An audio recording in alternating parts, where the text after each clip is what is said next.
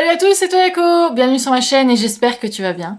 Aujourd'hui, petite vidéo mensuelle des achats et lectures du mois de mai. On va commencer par les achats comme d'habitude. Alors, est-ce qu'il y a eu un craquage? Un peu, parce qu'à la base, je voulais faire un petit budget, mais disons qu'il y a eu la May Story pendant le mois de mai, donc j'ai un peu lâché le budget, on va dire. Et ben on va commencer. Avant de commencer la vidéo, je te laisse t'abonner et laisser un pouce, ça m'aidera beaucoup, merci. Donc déjà, 2 tomes que j'ai reçus en cadeau. DRCL, tome 1 et 2 de Sakamoto Shinichi, auteur que j'aime énormément, avec Ascension, Innocent et Innocent Rouge. C'est un auteur qui nous fait plaisir au niveau du dessin, au niveau de l'écriture, c'est vraiment à part, il y a beaucoup de métaphores, tout ça, et je kiffe. Je sais pas du tout de quoi ça parle, dans quelle direction ça prend, mais je vais bientôt tester, vu que j'aime beaucoup cet auteur. En plus, je trouve que le style, il est sympa, on dirait que le tome, il est un peu abîmé. Donc bon, si jamais je l'abîme, ça se verra pas, quoi. Oh voilà, j'ai hâte de tester ça. Derrière, 4 tomes qui me manquaient pour être à jour dans les collections. On a tome 37 de My Hero Academia, très très belle cover, bien sûr. Le tome 23 de JK, j'en dirai pas autant, je suis pas très fan du style. Bon après on comprend hein, pourquoi Yuki elle est comme ça sur la cover par rapport à Todo, mais franchement je suis pas fan. Surtout que l'auteur il sait nous faire de super covers. Enfin bon. Tome 11 de Kaiju. Donc je pense que ce qu'il y a dans ce tome j'ai pas lu, parce qu'à l'époque je lisais sur Manga Plus. Je sais pas où j'en suis dans les tomes, mais à mon avis ça j'ai pas lu. Il faudrait que je me les refasse, surtout que là, il y a l'animé qui a commencé, j'ai regardé, bon, l'animé, c'est un peu un massacre, je trouve, au niveau des chara-design, même si niveau musique, heureusement que ça suit bien, mais il faudra que je me refasse le manga rapidement. J'ai tous les tomes en plus, là, donc c'est l'occasion. Tome 30 de Golden Kamuy, avec le God dessus. Donc voilà tout pour tout ce qui est mise à jour des collections. Derrière, le mois dernier, j'ai dit que je l'achèterais et je l'ai pris. Le tome Red Flower, édité par Glénat, donc j'avais beaucoup aimé les Red Flower Stories. J'en ai parlé dans la vidéo du mois dernier, je crois. J'aime beaucoup le dessin, tout ce que ça raconte, donc hâte de tester ça aussi. Ah, j'avais oublié, mais j'ai aussi pris le tome 30 de Tokyo Revengers. Je crois qu'avec le tome 31, on aura la collection complète. Donc je sais que c'est un manga qui fait... pas à l'unanimité, mais moi j'ai bien aimé. Je trouve qu'il y a pas mal de drama. Ça j'aime bien. Et puis la fin, moi ça m'a plu. Donc je continuerai bien sûr. Je prendrai le dernier tome. Alors je disais que j'étais à la May Story. Et donc là-bas il y avait bien sûr le stand de manga de Momi. Et il n'y avait pas grand chose que je pouvais prendre au final. Bon, je m'en suis quand même sortie avec plus de 60 € sur le stand. Hein. Mais il y avait beaucoup voilà, de tome 1 ou de dernier tome. Donc plein de trucs que je pouvais pas prendre ou qui m'intéressaient pas forcément. Et à un moment j'ai vu Blue Flag, il y avait tous les tomes, et vu qu'il m'en manquait 4 pour compléter, je commence à piocher. Donc je prends le 5, 6, 7, et en fait il manque le 4, il l'avait pas. Donc collection malheureusement pas complète, j'essaierai de le prendre le mois prochain. Alors ça, je sais pas du tout de quoi ça parle. J'avais juste été attirée par les covers, c'est pour ça que j'avais pris le premier tome à l'époque, premier et deuxième je crois. Et après j'avais trouvé les derniers tomes d'occasion pas cher, je les avais pris dans un lot. Donc go, hein, il en manque plus qu'un et après je pourrais tester. Alors sur le stand, ils avaient aussi un tome 3 d'une collection que je suis en train de compléter petit à petit. Et donc ils avaient les tomes d'après aussi, mais bon ils sont un peu chers, alors j'ai voulu en prendre qu'un seul. C'est le tome 3 de Die Dark. Alors oui, là on est sur du 13 € le tome, hein, qui est pourtant pas très épais, pas très grand. Mais c'est parce que bon, il y a les colos et je pense aussi... Enfin, il y a une cover un peu différente en plastique, tout ça. Mais je pense qu'ils sont un peu dans la hype de Doro et Doro où là c'était plus cher, mais ça valait quand même plus son prix parce que c'était des plus grands tomes. J'aime bien l'auteur, enfin l'autrice, hein, Kuya Yashida. J'avais adoré Doro et Doro, que ce soit les dessins ou l'humour, vraiment super, super immersif, super bon et différent en fait de ce qu'on a l'habitude de voir, je trouve. Donc Die Dark, c'est un peu dans le même délire. J'avais lu les 2 tomes, j'avais assez aimé. Pour l'instant, rien d'exceptionnel. On va tester tome par tome, je pense, vu le prix. Et on en reparlera. Alors, j'ai complété une série, enfin je me suis mis à jour. Hein. Dans une série, il me manquait beaucoup de tomes. Les To Your Eternity. Bon, ça c'est le tome 12 jusqu'au tome 20. Et alors, To Your Eternity, j'avais lu il y a quelques années les 5 premiers tomes, je crois. Et après, j'avais complété, mais j'étais plus dans le délire, j'avais pas lu, j'ai même pas regardé l'anime. Mais je sais que c'était vraiment bien, super intéressant. On suit une sorte d'être qui arrive sur Terre et qui se développe en fait. Et à force de ces rencontres, il va apprendre des choses. Et son pouvoir, c'est qu'il peut se transformer en les êtres qu'il a rencontrés, mais qui sont morts. Ouais, c'est un peu glauque comme ça, mais ça raconte beaucoup de choses. Et j'ai hâte de lire parce que la suite a l'air très très bien. J'aimerais bien lire ça au mois de juin, donc peut-être que j'en parlerai dans la vidéo prochaine. Bon, vu que j'avais classé les tomes un peu par taille, j'avais pas vu, mais il y a un autre tome pour me mettre à jour que j'avais pris. Solitaire. Tome 6, hein, j'ai toujours pas commencé, mais ça viendra, ça viendra. Et l'achat, pour moi, le plus important du mois de mai, ça a été de compléter Karakuri Circus. Voilà. Il me manquait 6 tomes, hein. Et on va en reparler parce que du coup, j'ai terminé la lecture de Karakuri Circus, c'était incroyable. Donc j'en parle dans la partie lecture, promis. Et je suis aussi tombée sur un stand à la Mestory qui vendait ça, Kankuru. Et c'est une sorte de magazine de prépublication pour des séries francophones de manga. Donc c'est intéressant, moi je trouve, c'est sympa. Faut faire un peu vivre le manga français également. Moi je m'y connais pas tellement, hein, vraiment. Je sais qu'il y a beaucoup d'artistes qui commencent un peu à être connus, percés, et moi je connais pas. Je suis tombée sur ça, je me suis dit, allez, je vais tester avec ça. Il y avait en plus pas mal d'artistes qui étaient là, qui exposaient. J'ai eu des dessins, j'ai eu des dédicaces, des posters, etc. Voilà, je testerai, j'en parlerai, je pense, parce que ça vaut quand même le coup d'en parler. Donc, conclu. Ça y est, maintenant, on va parler des lectures. Donc là, ça va être encore plus intéressant. Donc, 5 lectures sur ce mois de mai. Alors, je vais commencer quand même avec la principale, celle qui m'a pris pas mal de temps sur ce mois de mai et sur cette année en général. Je dirais que j'ai commencé à 2-3 mois. Donc, c'est Karakuri Circus. Donc, ça y est, tome 26 terminé. Et qu'est-ce que j'en ai pensé? Je vais pas spoil, hein. Pas dans les détails en tout cas. Je vais juste donner mon avis sur le manga et je compte bien faire une plus grande vidéo plus tard sur ce sujet parce que j'ai juste kiffé ce manga. C'était incroyable l'histoire. On a une évolution et un développement de plein de personnages qui est très très bien recherché, qui est très bien préparé. Le build-up dans ce manga, il est ouf, moi je trouve. Vraiment ouf. Il y a plein de moments waouh, de plot twists, de choses comme ça. Il y a plein de flashbacks et plein d'histoires qui font sens entre elles. C'est vraiment trop trop bien. Le dessin, j'en parle même pas, c'est juste incroyable. Le trait que l'auteur a. C'est une lecture très dense. Il y a beaucoup de personnages, il y a beaucoup de textes, beaucoup de détails dans les dessins, mais je trouve que ça reste quand même super bien à lire, super fluide. Donc rien que pour ça, c'est top. Oui, donc peut-être que tu vas mettre 2 heures pour lire un tome, mais après c'est un tome de 300 pages déjà, et franchement ça vaut le coup, l'histoire elle est géniale. Alors, petite critique hein, quand même, parce que c'était pas 100%, voilà. Moi je mettrais pas un 10 sur 10, je mettrais un 9,5, hein, parce que c'était pas parfait. Moi il y a 2 petits trucs que je reproche. Tu sais peut-être mon avis sur le fanservice, en tout cas tout ce qui va être fanservice par rapport au personnage féminin, et malheureusement il y a quelques scènes dans Karakuri Circus. Là-dessus, il y avait un peu de nudité qui était pas nécessaire, hein, franchement. Bon, ça c'était un point négatif, mais ça passe parce que c'est pas constant, heureusement. Et les personnages sont tellement intéressants, l'histoire est tellement entraînante que j'ai dit ok, j'accepte. Et le deuxième point, c'est je trouve que la fin a été un peu rush, malheureusement. Il y avait des petites choses que j'aurais vu plus voir, plus de détails, j'ai pas eu, malheureusement.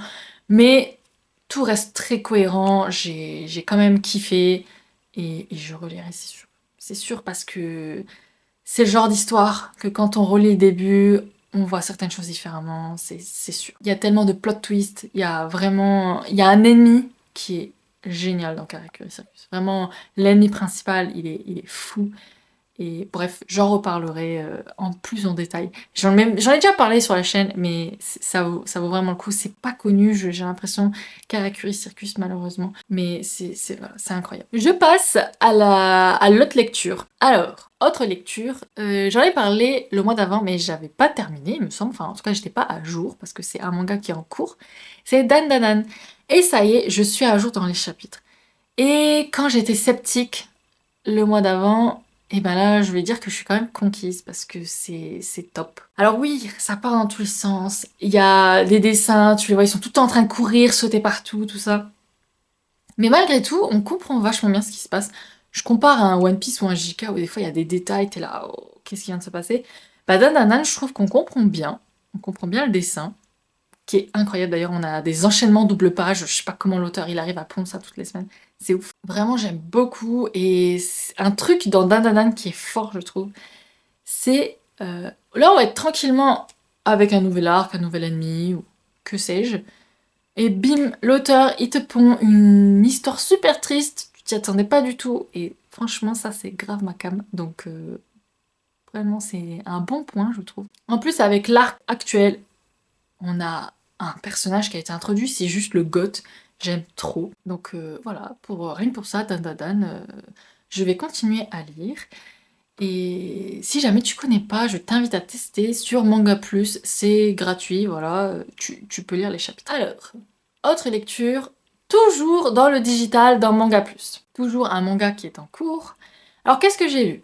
En fait, à un moment, j'aime bien toujours avoir une petite lecture digitale en cours, en parallèle de ma lecture papier, parce qu'il y a des moments, je peux pas lire mon bouquin, surtout que quand je lisais Karakuri Circus, les tomes comme ça, j'ai une petite boîte pour ranger les mangas, pour les protéger dans mon sac, mais Karakuri Circus, ça passait pas. Donc j'aime bien avoir toujours une petite lecture quand je suis au boulot, quand je suis dehors, etc. Et je me suis amusée à regarder ce qui était en trend sur Manga Plus. Et je me suis dit, bon, ça va sûrement être JJK, One Piece, My Hero, les premiers. Je verrai ce qu'il y a après pour lire, quoi. Et ben non, le numéro 1, c'était pas ça. Ah ouais, j'ai été surprise. Alors, je sais pas si c'est juste en anglais ou si c'est le cas aussi en français, faudrait que je regarde. Mais c'était Boruto Blue Vortex. Alors déjà, Blue Vortex, je me suis dit, qu'est-ce que c'est? Parce que moi, il y a quelques années, je disais Boruto. Après, je me suis dit, ah oui, c'est vrai qu'il y a eu à un moment un gros plot twist dans l'histoire. Ça doit sûrement se passer après ce plot twist. Et je me suis dit, alors il y a quand même vachement de gens qui lisent.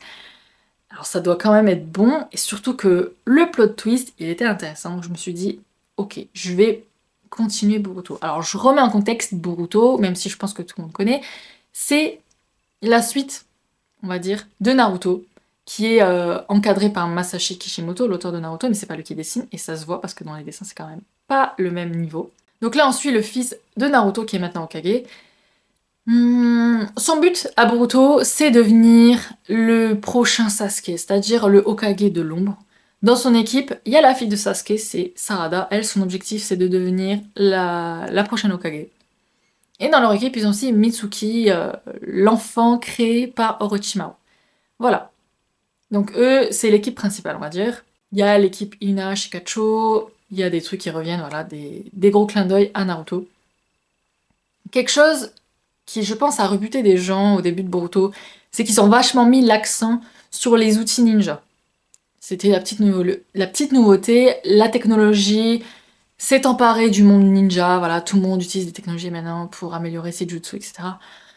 J'ai envie de dire que, ouais, au début on en parlait, mais franchement, on s'en fout derrière. Enfin, on s'en fout. Il y a un scientifique qui va faire des modifications de certaines personnes, etc. Mais c'est pas... Dans les combats, on voit pas ça, en fait.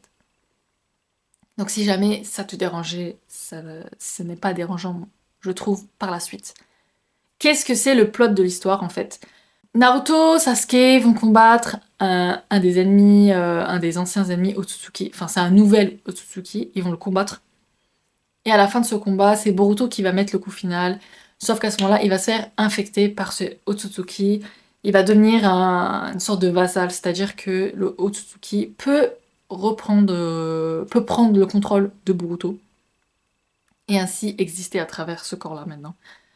Donc ça va être un peu de voir comment il peut gérer ça, est-ce qu'il y a des façons de le combattre, de l'enlever, etc. Ils vont rencontrer un autre enfant, Kawaki, qui lui aussi a cette marque laissée par un Otsutsuki, un autre. Et à travers lui, ils vont quand même apprendre plein de choses sur tout ça, sur une organisation qui est en lien étroit avec les Otsutsuki. Ça va être ça, nos ennemis principaux, les Otsutsuki. Mais voilà, le truc c'est que au début de l'œuvre de Boruto, on voit Kawaki et Boruto. C'est vraiment le premier chapitre, on les voit, ils sont tous les deux, ils ont l'air d'être ennemis. Kawaki menace Boruto d'envoyer Boruto au même endroit qu'il a envoyé le Hokage Naruto. Donc l'histoire c'est un peu de se demander comment ces deux-là ils vont se retrouver dans cette situation, surtout que l'histoire, plutôt que de les mettre ennemis, bah, va les amener à devenir frères. Naruto va l'adopter dans sa maison, etc. Donc comment on en est arrivé là? Et donc, moi, quand j'avais lu, il y a eu un chapitre qui m'avait grave saoulée parce que on te tease un truc en boucle, en boucle, en boucle, et ça arrive jamais. Moi, ça m'avait saoulée. Surtout que, il y avait quelque chose que j'avais pas aimé. Mais derrière, il y a eu ce gros plot twist qui était intéressant. Et puis j'ai vu que c'était en train, je me suis dit, vas-y, je vais me relancer dedans, ça a l'air sympa. Et ben, j'ai pas mal kiffé quand même la suite. Alors, je vais pas rentrer dans les détails. C'était pas mal. Juste, des fois, l'auteur, il se fait pas chier quand même. Il te balance des trucs, tu sais pas d'où ça sort, et ça permet de faire bien avancer l'histoire comme il l'entend. Bon, on a un peu l'habitude dans les mangas quand même, mais c'est la suite de Naruto, quoi. Donc on s'attend à des trucs incroyables, on s'attend peut-être un peu de renouveau, parce qu'il y a quand même beaucoup de choses qui ressemblent à Naruto d'avant, hein. L'histoire de l'Otsutsuki qui prend contrôle, c'est du Kyuubi craché. Hum, les types d'équipes, elles se répètent quand même. Bref, il y a plein de trucs qui sont dommages, mais pour une lecture mensuelle, ça me va. Une lecture gratuite en plus, hein. Pour l'instant, je me dis pas que je vais acheter les tomes, voilà quoi. C'est ça le truc. Donc, Boruto, lecture pas trop mal. Ensuite, j'ai lu les 5 premiers tomes d'une série en cours. Deep Three. Alors, comme tu peux le voir, Deep Three est un manga de sport sur le basketball, parce que voilà, Deep Three, c'est le surnom du tir à 3 points. Alors déjà, pourquoi j'avais acheté Deep Three? Tout simplement, j'étais en librairie, j'ai vu cette cover, et je me suis dit, franchement, c'est sympa, c'est joli. Et moi, je suis très fan de mangas de sport. Si t'as déjà vu ma chaîne, j'en lis pas mal, j'en regarde pas mal. J'ai même fait un top sur mes mangas de sport préférés, si ça t'intéresse. Et en manga de basketball, moi, ça s'arrête à Slam Dunk Kuroko, la base. Et je me suis dit, voilà, est-ce qu'il n'y a pas d'autres mangas qui peuvent être sympas dans ce thème-là? Et qui parlent de sujets intéressants. Et j'ai visé juste. Parce que Deep Three est franchement sympa. Donc oui, le dessin, on n'est pas sur du Inoue, je suis d'accord. Mais l'histoire est top. Donc de quoi ça parle? Donc on suit Damian Kawai, qui est un métis japonais afro-américain. Et au début, on le voit au collège. Il est au Japon, hein. On le voit au collège, il est super fort. Et à la fin de son match, en fait, au moment du tir décisif, qu'est-ce qui se passe? Il se blesse, il se rompt le talon d'Achille. Donc là, c'est mort. Il est sur le banc pendant 2 ans. Donc on le voit plus tard, au lycée, revenir après sa blessure. Ça y est, il peut enfin faire un match. Il joue, et la catastrophe, qu'est-ce qui lui arrive? Il arrive plus à jouer. Il essaie de mettre des dunks, il essaie de jouer, de lancer au niveau de la raquette. Il n'arrive plus, il est tétanisé. Il a des crises, il tremble, il sait pas ce qui lui arrive. Il va voir un médecin, et là le médecin lui dit, eh bien vous avez le hips. Et ça se guérit pas. Donc qu'est-ce que c'est le hips? C'est une vraie maladie, hein, ça existe. C'est assez compliqué à expliquer parce que c'est quelque chose c'est quelque chose de psychologique en fait. C'est une maladie qui va toucher les sportifs. C'est né, il me semble, au début dans le golf. C'était un golfeur qui était touché par ça. Il y a pas mal de joueurs de baseball aussi qui sont touchés, du cricket, je crois. Basketball, il y a très peu de sujets sur des joueurs de basketball. Après, il y a sûrement d'autres sports, mais vraiment, c'est baseball et golf où il y a beaucoup de noms de joueurs qui ont subi ça. Donc en fait, qu'est-ce qui se passe? Souvent, suite à un moment tendu dans le sport important où la personne a loupé, ça va créer une sorte de culpabilité et de blocage derrière. et ce blocage va se faire physiquement, on va être incapable de faire des gestes simples. Et dans ces moments de stress, voilà, à l'entraînement ça va bien se passer, en match c'est plus possible, il y a la pression, il y a la peur peut-être de... Bah voilà, il y a encore la peur de refaire une erreur. C'est très très bloquant et il y a carrément plein de sportifs qui ont dû abandonner leur carrière à cause de ça, à cause du yips. Donc Damian, il a ça. Mais très vite, il va se rendre compte que plus il s'éloigne du panier, moins il est touché. Et en fait, dès qu'il est derrière la ligne de 3 points, et ben là, ça va. Il a moins la pression du shoot, en fait. Et donc, il se spécialise dans les tirs à 3 points. Donc le début du manga, on va se dire, ah c'est quand même vachement rapide les matchs qu'on voit au lycée, tout ça. Mais en fait, c'est parce que le but du manga, c'est pas de montrer le tournoi interlycéen comme on voit dans Slam Dunk ou dans Kuroko no Basket.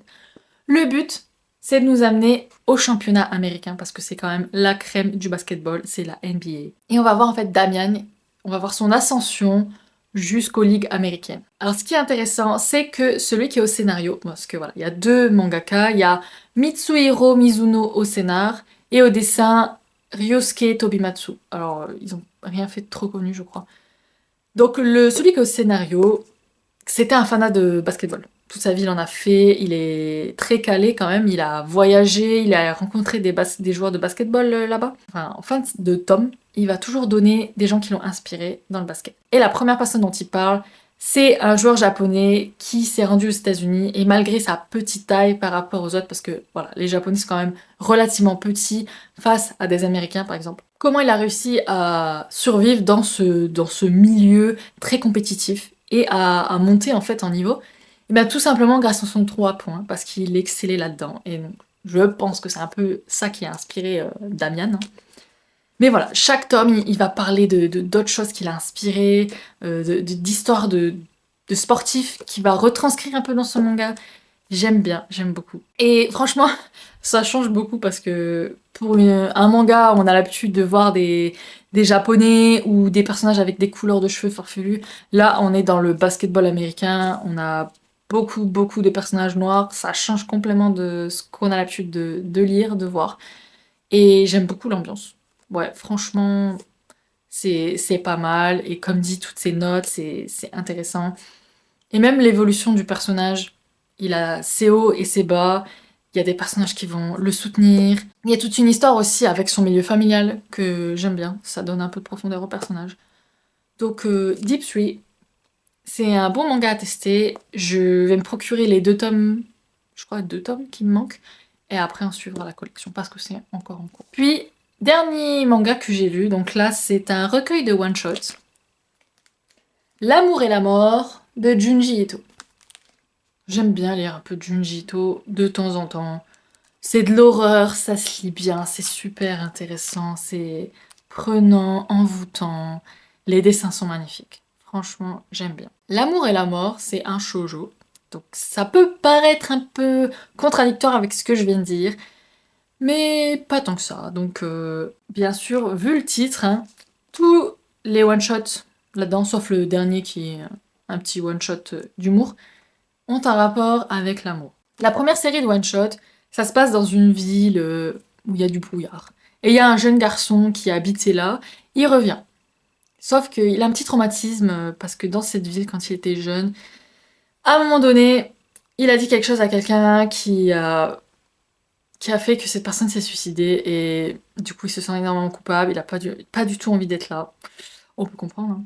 Il était gosse, il a dit de la merde, et voilà, c'est resté collé à lui toute sa vie, et maintenant il doit revenir là. Et en fait, pourquoi déjà il a dit quelque chose de si horrible à quelqu'un? En fait, dans cette zone-là, ils ont une habitude, c'est que les gens se présentent à la croisée des rues, comme ça, ils arrivent et disent... ils demandent en fait leur bonne aventure aux gens. Ils disent, est-ce que je vais réussir à sortir avec la personne que j'aime, des choses comme ça.